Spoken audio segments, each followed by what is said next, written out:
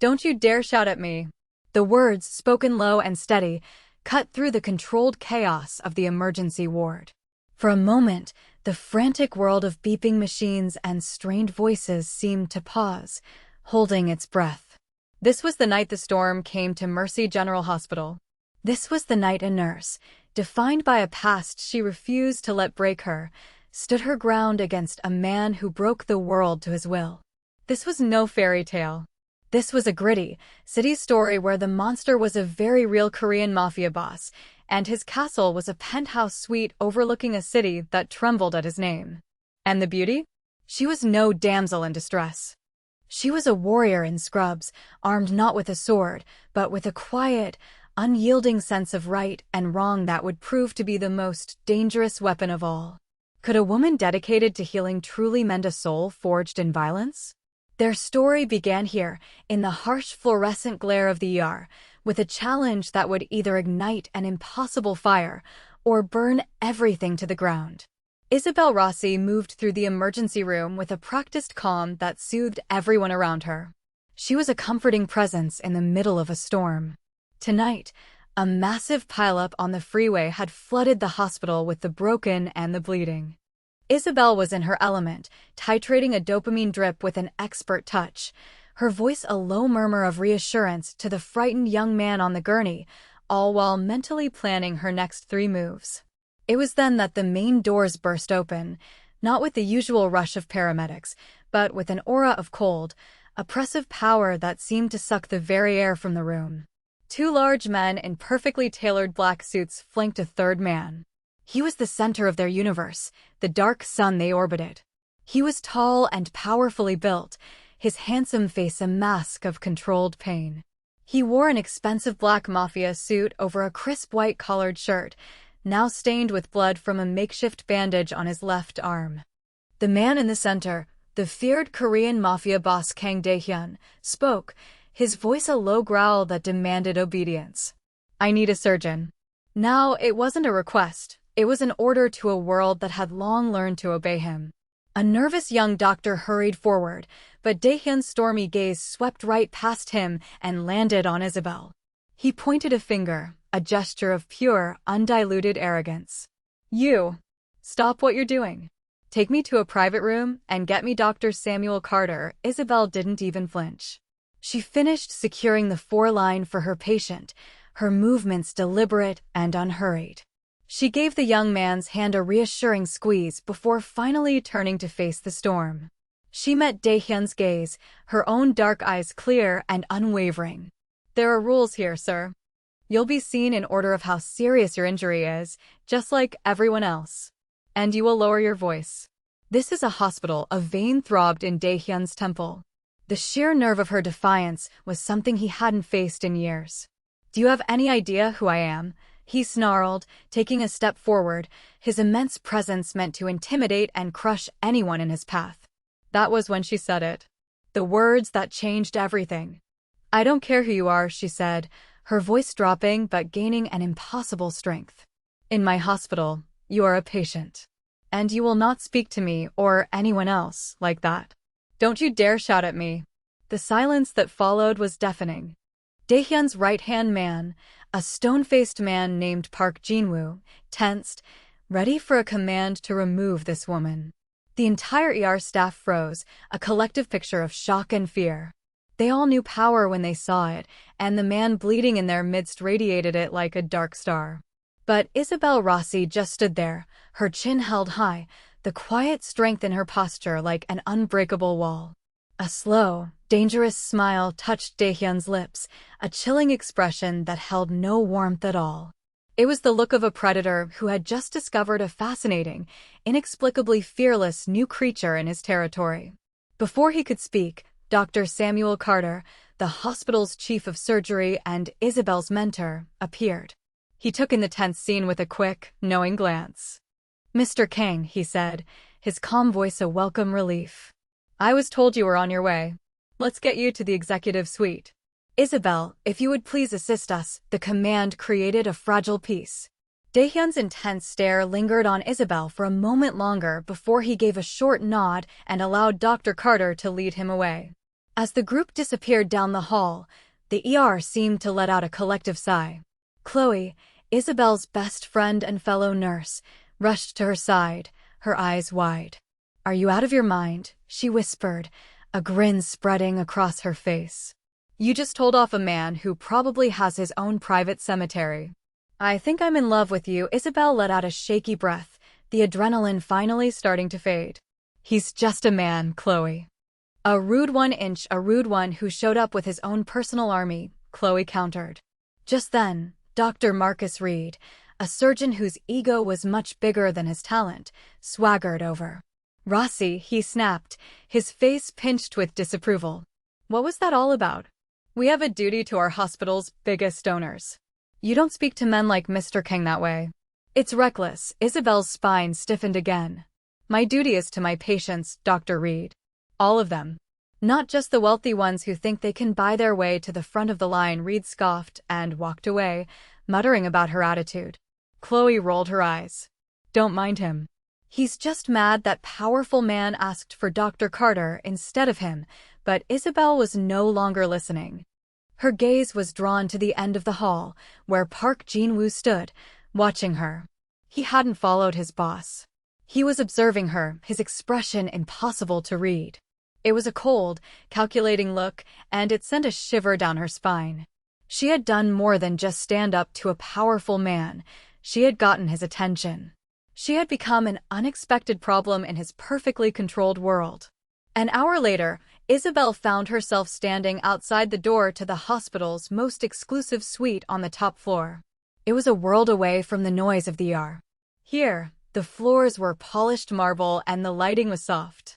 Dr. Carter had personally requested her for this duty, a decision that felt less like a compliment and more like a punishment. "He asked for you," was all Dr. Carter had said, his eyes giving her a silent warning. "Be careful, Isabel." She pushed the heavy door open and stepped inside.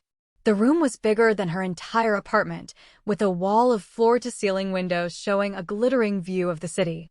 Kang Dae-hyun was on the bed, his injured arm now professionally stitched and bandaged. He was shirtless, and his muscular torso was a map of a violent life. Old, thin white scars crisscrossed his skin, telling a story of countless battles. He wasn't looking at the city. He was looking at her. His stormy gray eyes followed her every move as she crossed the room to check his vital signs. The silence was thick and heavy with unspoken tension. It was more unnerving than his shouting had been. She worked with a detached professionalism, her hands steady as she checked his pulse, her gaze fixed on the medical monitor. She could feel his eyes on her, a physical weight, an intense gaze that seemed to be trying to figure her out. She refused to give him the satisfaction of looking away or showing any fear. This was her workplace. Here, she was the expert.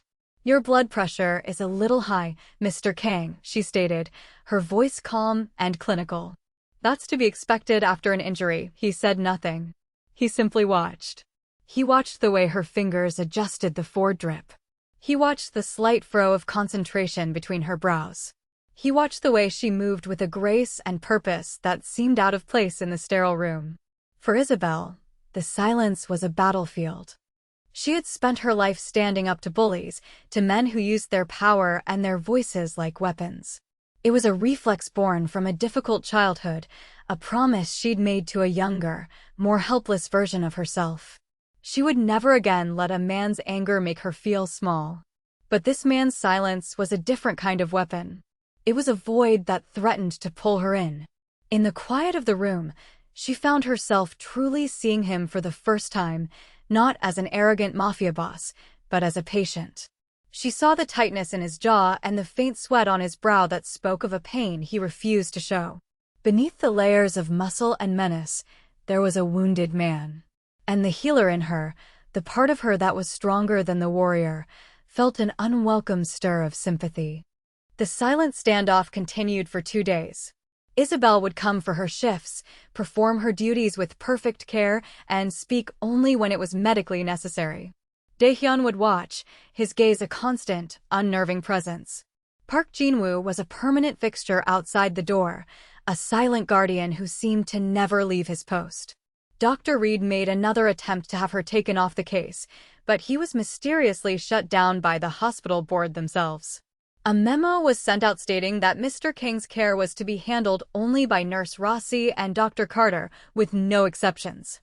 The invisible strings of the Mafia boss's power were being pulled, rearranging the hospital's rules to suit him. Isabel felt like she was being studied under a microscope. She hated the feeling of being watched, of being singled out. It was on the third night that something finally changed.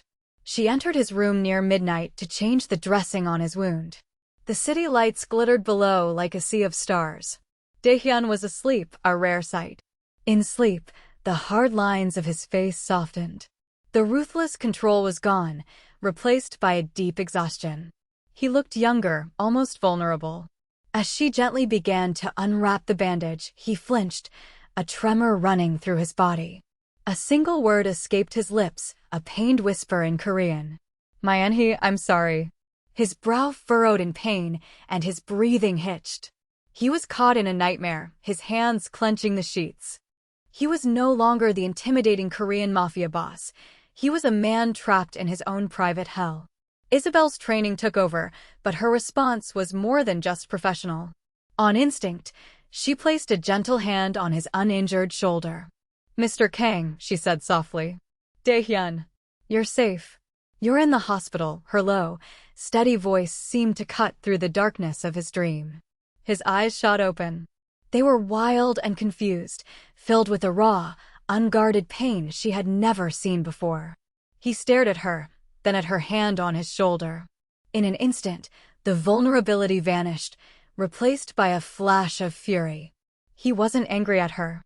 He was angry at himself, furious that she had witnessed that moment of weakness.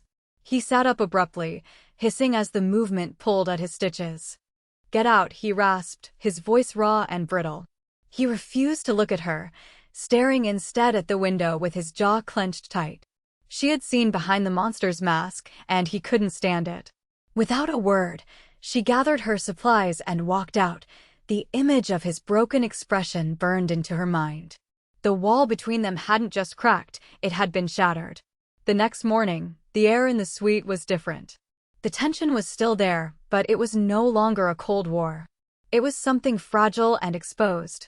Daehyun was awake when she entered, sitting in a chair by the window, already dressed in a simple gray t-shirt and black pants that had been delivered by Jinwoo. He didn't acknowledge her, but he didn't order her out, either. She went about her morning checks, the silence stretching between them. She was updating his chart at a small desk when Park Jinwoo entered, silent as a ghost. He walked directly to Isabel. He placed a heavy, insulated bag on the corner of her desk. "For you," he said, his voice a low monotone. Isabel looked from the bag to his emotionless face. "I don't understand, a gift," Jinwoo stated. From Mr. Kang, Isabel's eyes flickered to Daehyun, whose back was still to them. A surge of anger rose in her. A gift? After last night? Was this an apology? A bribe? An attempt to erase the moment of weakness she had witnessed? She couldn't accept it. It felt like a way for him to reestablish his power, to turn a human moment into something that could be bought and paid for. "Thank you, but I can't accept this," she said firmly, pushing the bag back toward him. Jinwoo's expression didn't change, but his eyes seemed to grow colder. "It is not a request, and my refusal is not up for discussion," Isabel countered, lifting her chin. "I am his nurse. I don't accept gifts from patients," a muscle ticked in Jinwoo's jaw. He seemed to be considering his options, a man clearly not used to being told no. Finally, he spoke, his words chosen carefully. "Mr. Kang does not like to be in debt to anyone. You showed him a kindness. This is a balancing of the scale, a balancing of the scale." The phrase chilled her. He was talking about last night, about her simple act of comfort. The mafia boss was trying to erase it, to cancel the debt of a human connection. She looked over at Daehyun again. He had turned his head slightly, and his stormy gray eyes met hers in the reflection of the window. There was no warmth in them, but there was something else. It wasn't just a gift. It was an offering. A silent, clumsy acknowledgement from a man who only knew how to communicate through power and payment. With a sigh, she pulled the bag back toward her. Fine, she said, not to Jinwoo, but to the reflection in the glass. I will accept it. This time, Jinwoo gave a small nod and left as silently as he had arrived. Later, in the quiet of the nurse's break room, Isabel finally opened the bag. It wasn't jewelry or money. Inside was a collection of perfectly arranged food containers. The aroma that came out was warm and deeply familiar, a rich, fragrant smell of home-cooked food. It was a classic Italian pasta dish with a rich tomato sauce, just like her grandmother used to make. It was a taste of a home she hadn't known in years. Tucked into the side was a small thermos of hot, sweet chamomile tea, the kind she always drank on her break, a detail so small she couldn't imagine how he would have known. He had been watching her, not just as an object of his anger, but as a person. The realization was deeply unsettling. This wasn't a business transaction, it was a personal observation. When she returned to his room for his evening checkup, he was by the window, but he turned as she entered. Was the food to your liking? He asked, his voice low.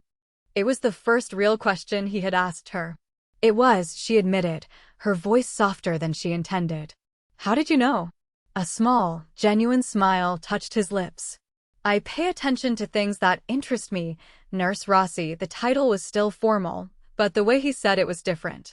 My name is Isabel, she found herself saying. And my name is Daehyun, he replied. They stood there for a long moment, the space between them charged with a new, fragile understanding.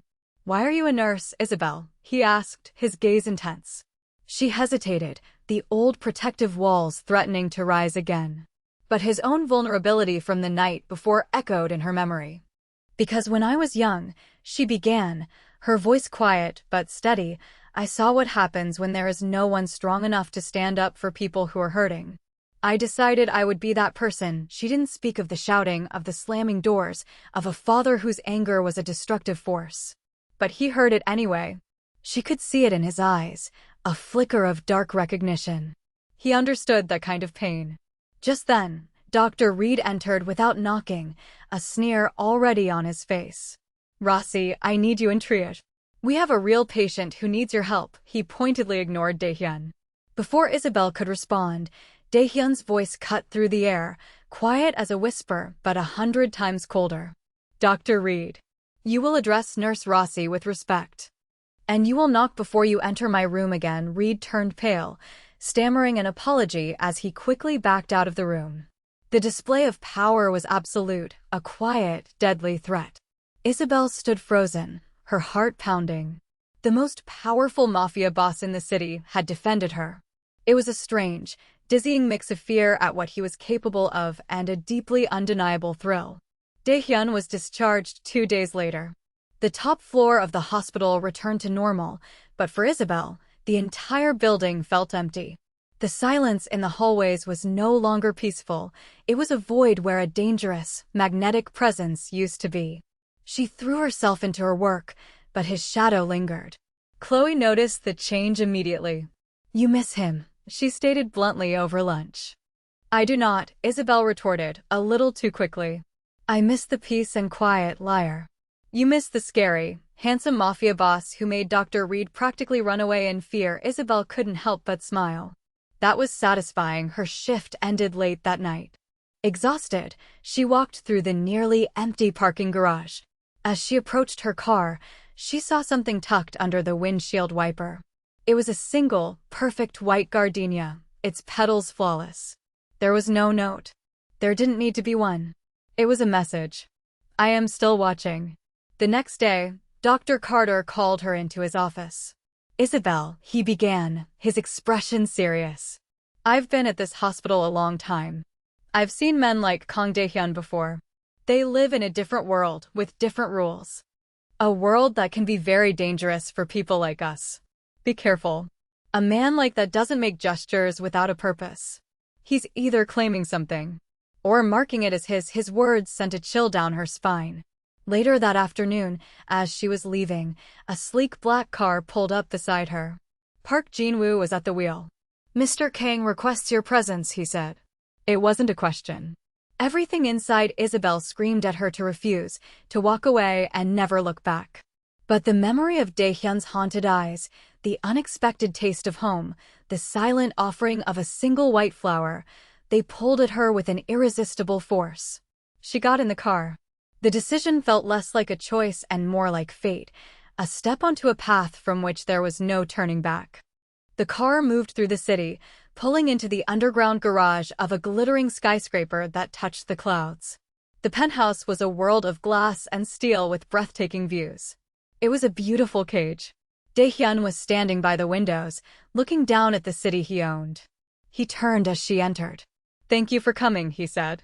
"You didn't give me much of a choice," he nodded, accepting the truth in her words. "I have grown, accustomed to your presence." His honesty was disarming. He walked toward her, stopping a few feet away. "I am in an unfamiliar position, Isabel. I don't know the rules for this." "There are no rules for this, Daehyun." As she spoke, the building vibrated. A sudden, violent explosion shattered the wall of windows behind him. The sound was a physical blow, throwing them both to the floor as glass rained down. Alarms blared. Through the ringing in her ears, she heard shouting in Russian. Men in tactical gear were smashing through the remaining windows. This was a targeted, military-style assault. Before she could process the terror, Daehyun was on his feet, pulling her up with him. His face was a mask of cold fury, the vulnerable man gone, replaced entirely by the monster, the Mafia boss he was known to be. "Jin-woo," he roared, and his right-hand man was already there, tossing him a pistol. The fight was a blur of brutal, deadly violence. Daehyun moved with a terrifying speed and precision. Isabel, hidden behind a thick marble column, watched in horrified awe as the man who had nightmares and a soft spot for chamomile tea became a whirlwind of death, protecting her, shielding her with his own body. The firefight was over in less than a minute. The attackers lay still. Silence returned, broken only by the wail of distant sirens. Daehyun stood in the center of the room, breathing heavily. His eyes found hers, and in them, she saw not victory, but deep regret. He had wanted to keep her separate from this world, and he had failed. He crossed the glass-strewn floor to her. His hands came up to frame her face, his thumbs gently wiping away dust from her cheeks. "Are you hurt?" he asked, his voice a low, urgent rasp. She could only shake her head, her eyes wide as she took in the devastation. He saw the fear in her eyes, and something inside him broke. "This is what I am, Isabel," he said, his voice raw with pain. "This violence. This is the world I rule." He was giving her an out, showing her the ugliest part of himself, expecting her to run. But as she looked at him, she didn't just see the monster. She saw the man who had flinched in his sleep. The man who had remembered her favorite tea. The man who had just put his body between her and a hail of bullets. She reached up and her fingers gently touched a new cut on his cheek. He flinched from the tenderness of the gesture. "Let me see," she murmured, her nurse's voice calm and steady. She led him into a vast, marble bathroom, ignoring the dead men in the other room.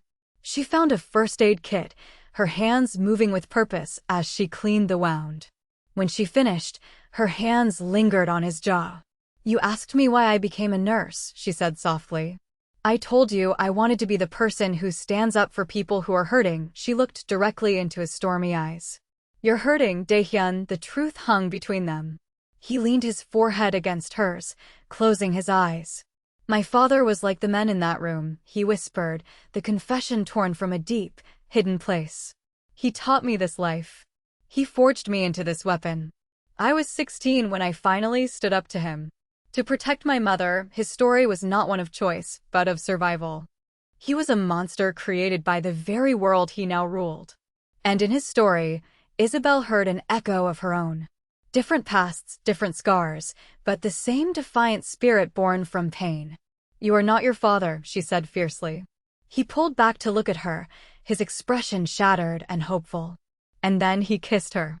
It was a kiss of desperation and relief, a collision of two worlds, of darkness and light. And in that moment, surrounded by the wreckage of his life, Isabel didn't run. She kissed him back. 6 months later, Isabel left Mercy General after a long shift. A familiar black sedan was waiting at the curb. Jin-woo stood by the passenger door, and he gave her a respectful nod as he opened it for her. The gesture was no longer unnerving, it had become a quiet, comforting part of her life. The car didn't take her to her old apartment. It took her to the skyscraper, to the penthouse that had been restored, the wall of windows now made of bulletproof glass. When she stepped inside, the lights were low, and the smell of a familiar tomato sauce filled the air. Dae-hyun was in the kitchen, his brow furrowed in concentration as he tried to recreate her grandmother's pasta recipe. He looked up as she entered, and the guarded, intimidating mask he wore for the world dissolved, replaced by a smile that was just for her. "I'm not sure I got the spices right," he said, a warmth in his voice she had come to cherish. She walked over to him, wrapping her arms around his waist from behind and resting her head against his strong back. "It smells perfect," he turned in her embrace, his hands finding hers. His world was still there, a dark and dangerous reality. But his actions were no longer driven by a need for power, but by a fierce, unwavering need to protect the new center of his universe. To protect her. Isabel hadn't abandoned her world, either. She was still Nurse Rossi at Mercy General, a beacon of calm in the chaos. But her life was bigger now, her heart fuller. "Stay with me tonight," he murmured against her hair. "This is our home," he corrected her gently. He leaned down and kissed her, a slow, gentle kiss full of promises kept and a future they were building together. They were an impossible paradox, the healer and the Korean Mafia boss, the light and the shadow. But here, in their castle in the sky, they had found their own kind of peace, a defiant, unbreakable love forged in the heart of a storm.